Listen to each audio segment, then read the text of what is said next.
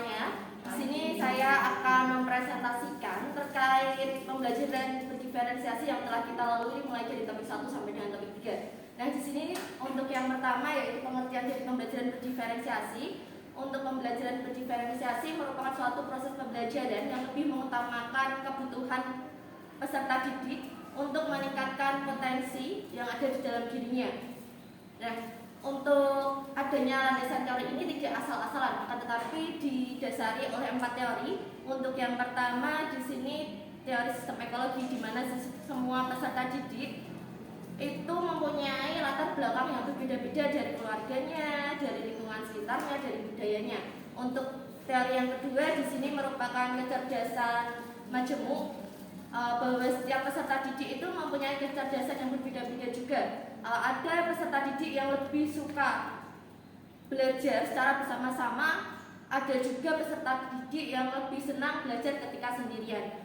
Untuk yang ketiga yaitu teori zone of proximal development, di mana peserta didik itu mempunyai tingkat kemampuan yang berbeda-beda juga.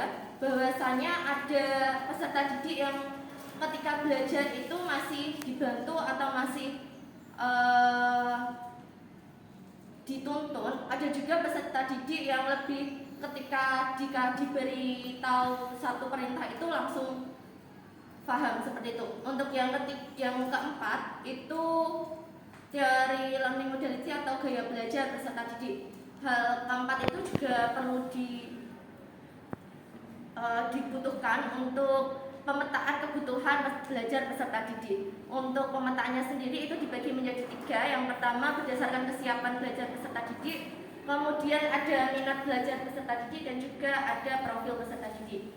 Nah, kemudian supaya proses pembelajaran itu berjalan dengan lancar, itu ada 4 aspek yang terkait. Yang pertama ada unsur konten. Di sini merupakan suatu materi yang kita sampaikan pada saat proses pembelajaran. Yang kedua yaitu ada proses, di mana proses tersebut itu merupakan suatu alurnya, bagaimana kita menyampaikan, yang nantinya ada hubungannya dengan strategi.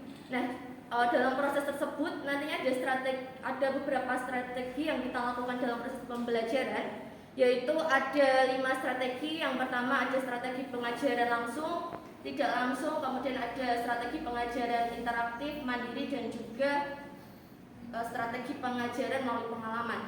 Dalam proses sendiri untuk aspek proses itu nantinya dalam proses pembelajaran tentunya ada model pembelajaran yang harus kita lakukan yang mengacu pada strategi-strategi tadi. Untuk yang ketiga yakni ada produk, merupakan suatu hasil karya yang dihasilkan oleh peserta didik.